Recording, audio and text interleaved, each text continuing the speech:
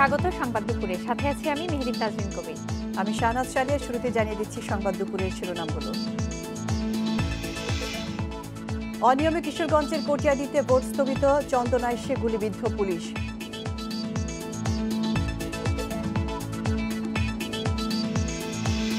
সিলেটে ওয়াসিম হত্যার দায় স্বীকার বাস শ্রমিকের, শাস্তির দাবিতে অবরোধ।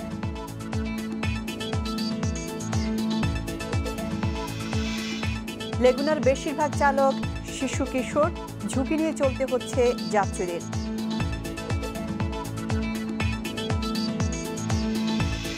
চলে গেলেন নন্দিত শিল্পী শাহনাজ রহমতুল্লাহ, বিকেলে জানাজার পর দাফন।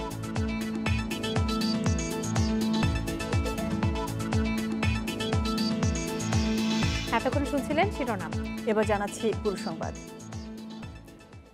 তৃতীয় ধাপের উপজেলা নির্বাচনে 25 জেলার 116টি উপজেলায় চলছে ভোট গ্রহণ।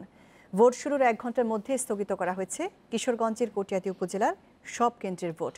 রিটার্নিং কর্মকর্তা জানিয়েছেন, গতরাতে কয়েকটি কেন্দ্রে ব্যালট বাক্সে সিলমারা ব্যালট ঢোকানো হয়েছে, এমন অভিযোগের পরিপ্রেক্ষিতে ভোট স্থগিতের সিদ্ধান্ত নেয় নির্বাচন কমিশন।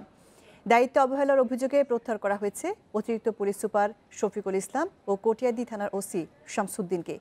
এদিকে চট্টগ্রামের চন্দনাইশে একটি ভোটকেন্দ্র দখলের চেষ্টায় বাধা দিতে গেলে গুলিবিদ্ধ হন এক পুলিশ। আশঙ্কাজনক অবস্থায় তাকে ঢাকায় আনা হচ্ছে। কক্সবাজারের উখিয়ায় অনিয়ম এবং কারচুপির অভিযোগ এনে 3 জন ভাইস চেয়ারম্যান প্রার্থী ভোট বর্জনের ঘোষণা দিয়েছেন। একই অভিযোগ তুলে মানিকগঞ্জে 2 চেয়ারম্যান প্রার্থী ভোট বর্জন করেছেন। শেরপুরের ঝিনাইগাতির 2 কেন্দ্রে জাল ভোট দিতে গিয়ে 6 জন আটক হয়েছেন। কুষ্টিয়ার মিরপুরে একটি কেন্দ্র থেকে দেশীয় অস্ত্রসহ জাসদ সমর্থিত প্রার্থীর এক সমর্থককে গ্রেপ্তার করেছে পুলিশ।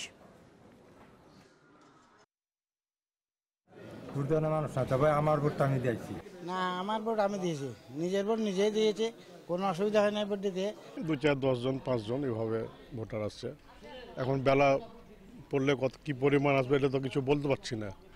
দেবো সবাই, আমরা নাগরিক হিসাবে, বাংলাদেশের নাগরিক হিসাবে সবাই দেবো, কিন্তু ওই বর্তমানে পরিস্থিতি, বাংলাদেশের পরিস্থিতি, ভোটের উত্তাপ নেই।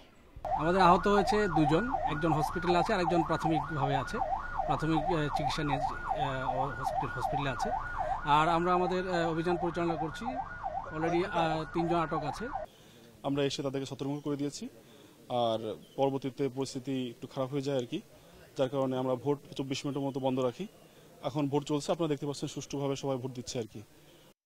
উপজেলা নির্বাচনে আরো জানাতে চট্টগ্রাম ও মানিকগঞ্জ থেকে আমাদের সাথে যোগ দিচ্ছেন সহকর্মীরা। শুরুতেই যাচ্ছি চট্টগ্রামের সহকর্মী ইফতেখার ফয়সালের কাছে। ইফতেখার, চট্টগ্রামের চান্দনাইশে একটি ভোট কেন্দ্র দখলের চেষ্টার সময় বাধা দিতে গেলে এক পুলিশ গুলিবিদ্ধ হন, তার এখন কি অবস্থা? এখন ভোট কেন্দ্রগুলোর আইনশৃঙ্খলা পরিস্থিতি কেমন দেখতে পাচ্ছেন এবং ভোট কি সেখানে চলছে কিনা?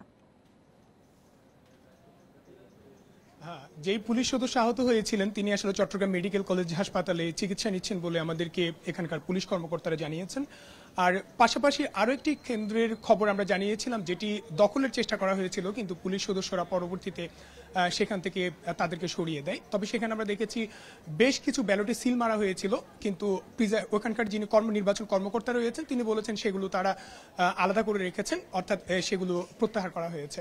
আর এখন যেই বিষয় সেটি হচ্ছে, যেসব কেন্দ্রে ঝামেলা ছিল সেগুলো তো আসলে পুনরায় যে ভোট গ্রহণ শুরু হয়েছে, কিন্তু যে বিষয়টা দেখতে পেয়েছি যেখানে ঝামেলা হয়েছে সেখানে কিন্তু ভোটারদের উপস্থিতি আরও কমে গেছে। আর সার্বিকভাবে যদি আমরা বলি, সবগুলো যে কেন্দ্র মোটামুটি আমরা ঘুরে দেখেছি, অধিকাংশ কেন্দ্র, সেখানে আমরা দেখতে পেয়েছি অধিকাংশ কেন্দ্রে কিন্তু ভোটারদের উপস্থিতি সন্তোষজনক বলা যাবে না। এই মুহূর্তে আমি আছি চন্দনাইশের একেবারে এটাকে সবচেয়ে বড় কেন্দ্র বলা যায়, মোটামুটি এখানে এসে সবচেয়ে বেশি ভোটার আমরা দেখতে পেয়েছি।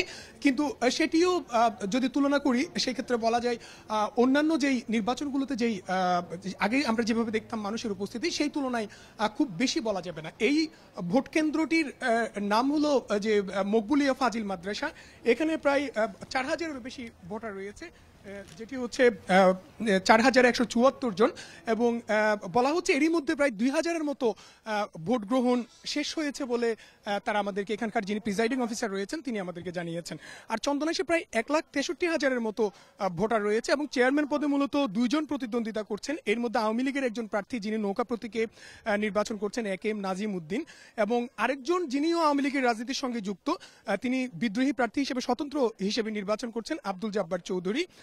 আর ভাইস চেয়ারম্যান পদে 2 জন এবং মহিলা ভাইস চেয়ারম্যান পদে 3 জন প্রার্থী নির্বাচন করছেন। তো সব মিলিয়ে বলা যায় এখনো পর্যন্ত যে দক্ষিণ জোয়ারার যেই স্কুলে সহিংসতা হয়েছে এবং মোটামুটি 2 থেকে 3টি কেন্দ্রে আমরা দেখতে পেয়েছি কিছুটা বিক্ষিপ্তভাবে কিছুটা ঘটনা ঘটলেও কিন্তু অধিকাংশ কেন্দ্রে এখনো পর্যন্ত শান্তিপূর্ণভাবে ভোট গ্রহণ হচ্ছে। তো সব মিলিয়ে বলা যায় এখনো পর্যন্ত পরিস্থিতি এই ছিল আমাদের কাছে। এবার যাচ্ছি মানিকগঞ্জের সহকর্মী মঞ্জুর রহমানের কাছে। মঞ্জুর, মানিকগঞ্জে কিছু কিছু কেন্দ্র থেকে অনিয়মের অভিযোগ এসেছে, একজন প্রিজাইডিং অফিসারকে আটকও হয়েছেন এবং 2 প্রার্থী ভোট বর্জন করেছেন চেয়ারম্যান প্রার্থী অনিয়ম এবং কারচুপির অভিযোগ এনে। এই বিষয়গুলো নিয়ে যদি আমাদের বিস্তারিত জানাতেন।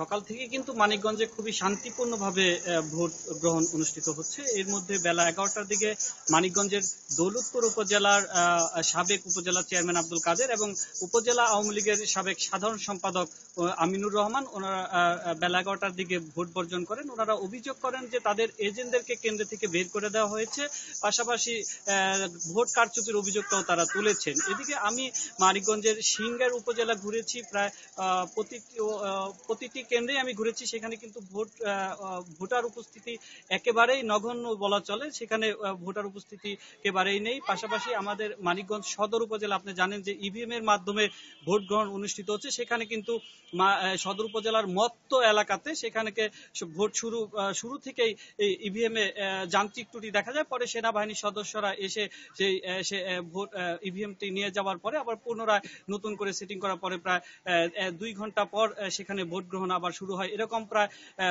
12 এবং সহ আরো বেশ কয়েকটি কেন্দ্রে কিন্তু ইভিএম এ যান্ত্রিক ত্রুটি দেখা দেয়। অন্যদিকে আমি এখন যে কেন্দ্রটা আছি, একটি শিবালয় উপজেলার বেলায়েত হোসেন উচ্চ বিদ্যালয়। আপনি এখানে দেখছেন আমার পিছনে কোনো ভোটার নেই। এখানে মোট ভোটার সংখ্যা 2558 জন। এখন পর্যন্ত বেলা 2টা পর্যন্ত এখানে প্রায় 540টির মতো ভোট গ্রহণ হয়েছে। আর এদিকে আমি আপনাকে যে বিষয়টা বলবো যে তাছাড়া মানিকগঞ্জের সাটুরিয়া, শিবালয় এবং হরিরামপুর, দৌলতপুর সব জায়গায় মোটামুটি শান্তিপূর্ণভাবে ভোট গ্রহণ অনুষ্ঠিত হচ্ছে। মানিকগঞ্জের যে 7টি উপজেলা, সেই উপজেলায় মোট ভোটার সংখ্যা 11,10,695 জন। এর মধ্যে নারী ভোটার আছে 5,57,974 জন এবং পুরুষ ভোটার আছে 5,52,726 জন। আপনাকে জানিয়ে রাখি যে এখানে মোট 9 জন চেয়ারম্যান প্রার্থী ভোটে অংশগ্রহণ করছে। এর মধ্যে 49 জন পুরুষ ভাইস চেয়ারম্যান প্রার্থী এবং 32 জন আছে নারী ভাইস চেয়ারম্যান প্রার্থী। তো এই ছিল আমার কাছে মানিকগঞ্জের সর্বশেষ খবর।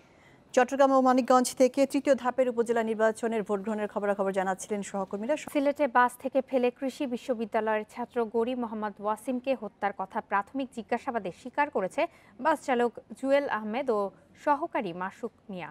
সকালে বিষয়টি নিশ্চিত করেছে মৌলভীবাজার সদর থানা পুলিশ। এ ঘটনায় মামলার প্রস্তুতি চলছে। বিকেলে তাদের আদালতে তোলার কথা রয়েছে। এদিকে হত্যাকাণ্ডের প্রতিবাদে আজকের ক্লাস পরীক্ষা স্থগিত করেছে সিলেট কৃষি বিশ্ববিদ্যালয় প্রশাসন।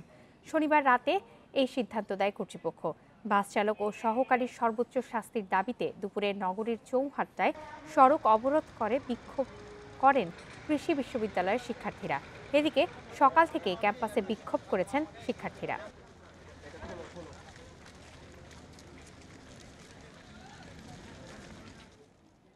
সিলেট কৃষি বিশ্ববিদ্যালয়ের শিক্ষার্থীদের বিক্ষোভ নিয়ে আরও জানাতে যোগ দিচ্ছেন সহকর্মী মাধব কর্মকার। মাধব, এই মুহূর্তে সিলেট নগরীর চৌহাট্টা মোড়ের চিত্র কি দেখছেন এবং যান চলাচল কি স্বাভাবিক হয়েছে এবং কৃষি বিশ্ববিদ্যালয় ক্যাম্পাসের পরিস্থিতি কি? দেখুন, সকাল থেকেই উত্তাল ছিল কৃষি বিশ্ববিদ্যালয় ক্যাম্পাস, কারণ সেখানটায় সকাল থেকে শিক্ষার্থীরা বিক্ষোভ কর্মসূচি পালন করে এবং বেলা 11টার দিকে তারা ক্যাম্পাস থেকে মিছিল সহকারে নগরীর চৌহাট্টায় তারা এখানটায় আসে এবং বিক্ষোভ কর্মসূচি পালন করে বেলা 12টা থেকে বেলা 1:30টা পর্যন্ত তারা এখানটায় অবস্থান কর্মসূচি গ্রহণ করে এবং যার ফলে নগরীতে তীব্র যানজটের সৃষ্টি হয়।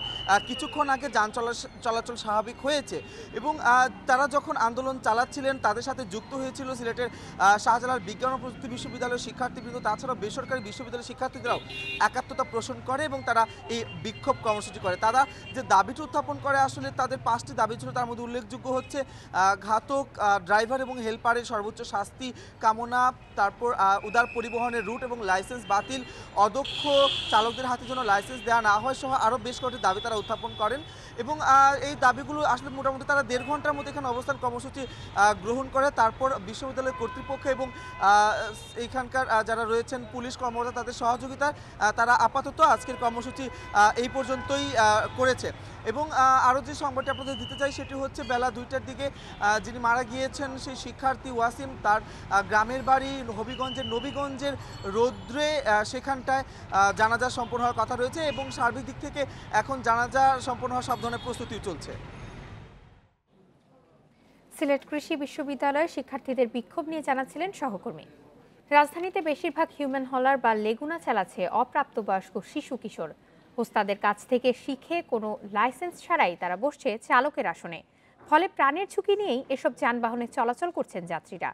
বিশেষজ্ঞরা মনে করেন আইনের কঠোর প্রয়োগ না থাকায় এ ধরনের অরাজকতা চলছে। ট্রাফিক বিভাগ বলছে বিষয়টি নিয়ন্ত্রণে তারা কাজ করে যাচ্ছে।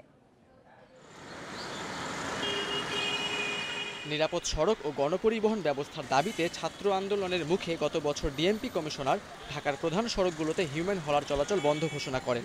এরপর এলাকার ভেতরে মূল সড়ক এড়িয়ে এসব হিউম্যান হলার বা লেগুনা যাত্রী পরিবহন করছে। অনেক সময় নিয়ম ভেঙে মূল সড়কেও চলাচল করতে দেখা যায়। না করলে তো আমাকে হইব না, আমাকে তো চলা লাগবো না, আরেকজনের থেকে আত্মার ছিনতাইকারী করা যাবো না। লাস্ট 18 বছরে তো করা যায়, 19-18 এইভাবে। হ্যাঁ 17 বছর বলা করে। এমন পরিস্থিতির জন্য পুলিশ ও বিআরটিএর কর্মকর্তাদের উদাসীনতার পাশাপাশি গাড়ির মালিকরা দায়ী বলছেন বিশেষজ্ঞরা। এক্ষেত্রে আমি মনে করি মালিককে একটা বড় দায় নিতে হবে, কারণ সেই কিন্তু গাড়ির চাবিটা ওই অপ্রাপ্তবয়স্ক চালককে দিচ্ছে। পাশাপাশি আপনার হচ্ছে যে ওই চালক যিনি চালাচ্ছেন তাকেও কিন্তু এখানে আমার দায়ী করতে হবে। তো এই জায়গাতে আমি মনে করি ট্রাফিক পুলিশ এবং বিআরটিএকে রেগুলার মনিটরিংয়ের মাধ্যমে এই বিষয়টা নিয়ন্ত্রণ করতে হবে। সংকটের কথা স্বীকার করে ট্রাফিক বিভাগ বলছে পরিস্থিতি মুহূর্তেই বদলানো সম্ভব না হলেও পর্যায়ক্রমে সমাধান করা হবে। বিভিন্ন জায়গায় এরা ছড়িয়ে ছিটিয়ে আছে, সবাইকে হয়তো এক মুহূর্তে একসাথে আমরা আইনের আওতায় আনতে পারি না, বাট পর্যায়ক্রমে কিন্তু আমরা বিষয়গুলো নিয়ে কাজ করছি এবং আশা করি যে এদেরকেও আমরা ওই যে প্রাপ্তবয়স্ক ড্রাইভিং লাইসেন্স যারা আছে তারা যেন এই গুণাগুলো চালায় সেই ব্যাপারে আমাদের কার্যক্রম অব্যাহত আছে। হয়তো একটু কিছু আমরা ধাপে ধাপে যাচ্ছি, কিছু সমস্যা আছে এটা আমরা স্বীকার করি, বাট এটা আমরা অ্যাড্রেস করবো। বিআরটিএর তথ্য অনুযায়ী বর্তমানে দেশে নিবন্ধন করা যানবাহন প্রায় 39 লাখ, আর লাইসেন্সপ্রাপ্ত চালক মাত্র 23 লাখ। প্রশ্ন আসতেই পারে চালকের এই ঘাটতি পূরণ করছে কারা। Khalid Raihan, independent news, Dhaka. সড়কে শৃঙ্খলা ফেরাতে আজ থেকে ঢাকার প্রতিটি সড়কের মোড়ে কাজ করছে পুলিশের বিশেষ টিম। পুলিশ সদস্যরা জানিয়েছেন কোনো পরিবহন কোম্পানির গাড়ি প্রতিযোগিতা ও রাস্তার মাঝখানে দাঁড় করিয়ে যাত্রী ওঠানামা করলে, কৃত্রিম যানজট তৈরি করলে, স্টপলাইন বরাবর গাড়ি দাঁড় করালে অথবা ফিটনেস ও লাইসেন্সবিহীন গাড়ি চালালে তাদের বিরুদ্ধে কঠোর ব্যবস্থা নিতে কাজ করছেন তারা। পাশাপাশি পথচারীরা যাতে ট্রাফিক আইন মেনে চলেন সেদিকেও নজর রাখা হচ্ছে। সিটি কর্পোরেশন, বিআরটিএ, ডিটিসি এর সঙ্গে যৌথভাবে এই কর্মসূচি পালন করছে ঢাকা মহানগর পুলিশ। শিক্ষা প্রতিষ্ঠান এমপিও ভুক্তির দাবিতে পঞ্চম দিনের মতো জাতীয় প্রেস ক্লাবের সামনের সড়কে অবস্থান করছেন আন্দোলনরত শিক্ষক কর্মচারীরা। প্রধানমন্ত্রীর সাক্ষাৎ এবং দাবি পূরণের আশ্বাস না পাওয়া পর্যন্ত কর্মসূচি অব্যাহত রাখার কথাও জানান তারা। গত বৃহস্পতিবার প্রেস ক্লাবের সামনে থেকে প্রধানমন্ত্রী কার্যালয় অভিমুখে পদযাত্রা করেন আন্দোলনকারীরা। কদম ফোয়ারা এলাকায় তাদের বাধা দেয় পুলিশ। এরপর থেকেই প্রেস ক্লাবের সামনের সড়কের একপাশে অবস্থান নিয়েছেন শিক্ষকেরা। তারা বলছেন গত বছর একই দাবিতে আন্দোলন চলাকালে প্রধানমন্ত্রীর একান্ত সচিব এবং শিক্ষামন্ত্রীর আশ্বাসের পরও তাদের দাবি পূরণে গত 1 বছরে কোনো উদ্যোগ নেওয়া হয়নি। এবার দাবি আদায় না হওয়া পর্যন্ত আন্দোলন চলবে বলেও জানান তারা। এদিকে গত কয়েকদিনে বেশ কজন শিক্ষক অসুস্থ হয়ে পড়েছেন বলে দাবি করেছেন আন্দোলনকারীরা। প্রতিষ্ঠানগুলো সব এমপিভুক্ত করে দেয়, আমরা যেন খাইয়ে বাঁচি, আমরা আর কোনো দাবি নেই। 19 বছর 2 মাস 23 দিন শেষ হয়ে গেছে। এই 23 দিন আমি বিনা বেতনে কোনো টাকা পয়সাই পাই না, একটা টাকাও আমরা পাই না। প্রধানমন্ত্রীর সাক্ষাৎ না পাওয়া পর্যন্ত আমাদের আন্দোলনটা চলতেই থাকবে। সঙ্গীত শিল্পী শাহনাজ রহমতুল্লাহ আর নেই। শনিবার রাত 11:30টার দিকে বাড়িধারায় নিজ বাসভবনে মারা যান 67 বছর বয়সী এই শিল্পী। বাদ জোহর বাড়িধারায় পার্ক মসজিদে জানাজা শেষে বনানীর সামরিক অবস্থানে দাফন করা হবে দেশসেরা এই শিল্পীকে।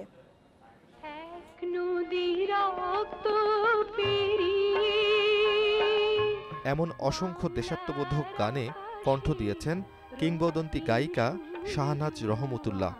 একবার যেতে দে না মা, আমার ছোট্ট সোনার গায়ে, এক নদী রক্ত পেরিয়ে, এরকম অসংখ্য কালজয়ী গান দিয়ে অগণিত শ্রোতার মন জয় করেছেন।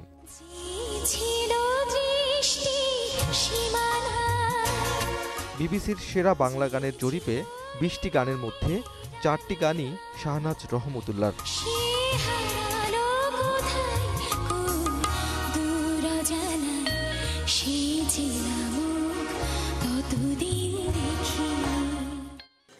শনিবার রাত 11:30টার দিকে হঠাৎ শ্বাসকষ্টজনিত সমস্যায় মারা যান গুণী এই শিল্পী। মৃত্যুর সময় স্বামী মেজর অবসরপ্রাপ্ত রহমতুল্লাহ পাশে ছিলেন। তার এক ছেলে ও এক মেয়ে দেশের বাইরে থাকেন। শ্বাসকষ্টতে খুব কষ্ট পাইতেছিল, আমি শোয়াই দিলাম, শোয়াই দিয়ে আমি হাতটা ধরে রাখছি। তার আর এর মধ্যে কোনো কথা বলতেছে না সে, কিন্তু কষ্ট পাইতেছিল। 2-3 মিনিট পরে দেখি সে কথাটা একদম বন্ধ। মৃত্যুর খবর শোনার পরপরই শিল্পী সমাজের সবাই ছুটে আসেন বাড়িধারায় শাহনাজ রহমতুল্লাহর বাসায়। এই হঠাৎ প্রয়াণ মেনে নিতে কষ্ট হচ্ছে সবারই। উনি শিল্পীদের শিল্পী, আমি বলবো আমাদের এমন কোনো শিল্পী পাবেন না যে উনার গান পছন্দ করেন না, উনার ফ্যান না, উনার ফলোয়ার না। এরকম গায়কই, এরকম তার প্রত্যেকটা গানের ডেপথ। শাহনাজ রহমতুল্লাহর গানের স্টাইলই ছিল আলাদা। তার গানগুলো আমাদের জন্য ছিল অনুপ্রেরণা। এবং আমার যে বিবিসির জরিপে যে সেরা 10 গানের মধ্যে 3টা গানই তার গাওয়া ছিল। দেশ সেরা এই শিল্পী জাতীয় চলচ্চিত্র পুরস্কার, 21 পদক সহ অসংখ্য পুরস্কার পেয়েছেন। বাংলা গানের ইতিহাসে শাহনাজ রহমতুল্লাহ চিরকাল বেঁচে থাকবেন শ্রদ্ধার আসনে। Abdullah Rafi, independent news, Dhaka. Power grid company Bangladesh পিজিসিবির একঘেয়েমির কারণে চরম আর্থিক ক্ষতির শিকার হচ্ছেন গাজীপুরের শতাধিক পরিবার। তাদের বসতভিটা আবাদি জমির উপর বসানো হচ্ছে বিদ্যুতের উচ্চ ক্ষমতার সঞ্চালন লাইন ও টাওয়ার। আইন মেনে কাজ করার দাবি পিজিসিবির, আর আইনি সংস্কার চাইছেন বিশ্লেষকরা। গাজীপুরের কড্ডা থেকে রাজেন্দ্রপুর পর্যন্ত নির্মিত হচ্ছে 1,32,000 ভোল্ট ক্ষমতার 25 কিলোমিটার দৈর্ঘ্যের ডাবল সার্কিট লাইন। ঠিকাদারের মাধ্যমে লাইন নির্মাণ করছে পিজিসিবি। এলাকাবাসীর অভিযোগ, সঞ্চালন লাইন স্থাপনের জন্য তাদের বসতভিটা এবং কৃষি জমি ব্যবহার করা হলেও কোনো ধরনের ক্ষতিপূরণ তারা পাচ্ছেন না। এমনকি ক্ষতিপূরণ চাইতে গেলে নানাভাবে তাদেরকে হয়রানি করা হচ্ছে। উচ্চ ক্ষমতা সম্পন্ন বিদ্যুতের সঞ্চালন লাইন আর টাওয়ার নির্মাণে কড্ডা এলাকার বাসিন্দা আব্দুস সামাদের প্রায় 1.5 বিঘা জমি ব্যবহার করা হচ্ছে, যার বাজার মূল্য কোটি টাকারও বেশি। অথচ তাকে না জানিয়ে শুধুমাত্র জেলা প্রশাসনের একটি গণবিজ্ঞপ্তি নিয়ে স্থাপন করা হচ্ছে লাইন। একইভাবে পীযূষ ঘোষকেও না জানিয়ে তার বাড়ির উপর দিয়ে ঝুঁকিপূর্ণভাবে টানা হচ্ছে সঞ্চালন লাইন। এক একটা পিলারে প্রায় আধা বিঘা জায়গা চলে যায়। পাশাপাশি যে ওদের যে তারগুলো যাচ্ছে, সে তারের নিচে কিছু করা যাবে না। তো তাদেরকে আমরা বাধা দিয়েছি। বাধা দেওয়ার পরে তারা, প্রশাসন তাদের ফেভারে সেই যুক্তি দাঁড় করে তারা এইভাবে মানে অনুচিতভাবে তারা এই কাজগুলো করে যাচ্ছে। এদিকে পিজিসিবি ও জেলা প্রশাসন দেখাচ্ছে বিদ্যমান আইনের সীমাবদ্ধতা।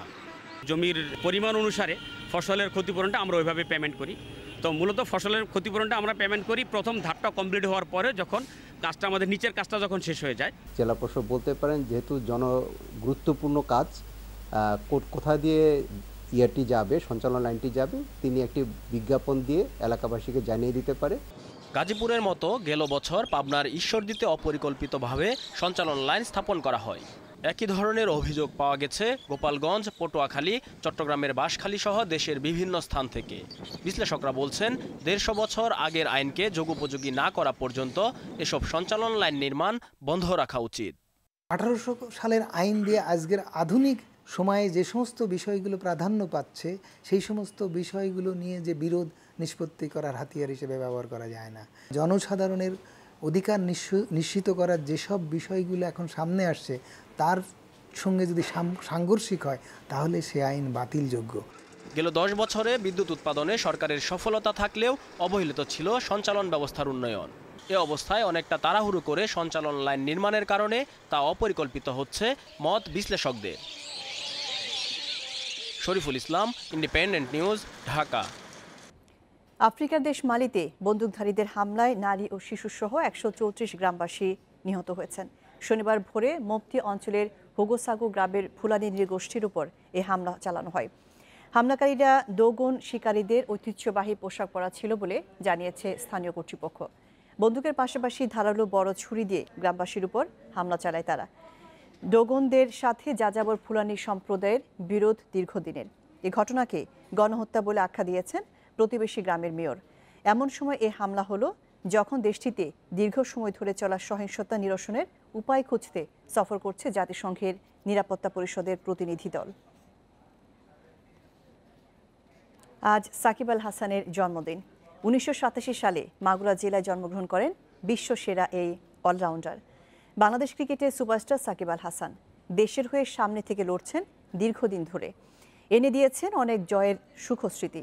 সব ফরম্যাটে সেরা অলরাউন্ডার হওয়ার গৌরব অর্জন করেছেন। টেস্ট ও টি-20 দলের নেতৃত্ব এখন তার কাঁধে। আসছে বিশ্বকাপে সাকিবের হাত ধরে বহুদূর যাওয়ার স্বপ্ন দেখে বাংলাদেশ। অনন্য সব কৃতিত্বে বিশ্বজুড়ে দেশের ভাবমূর্তি উজ্জ্বল করছেন সাকিব। ক্রিকেট ইতিহাসেই সাকিব আল হাসানের মতো পারফেক্ট অলরাউন্ডার খুব বেশি নেই।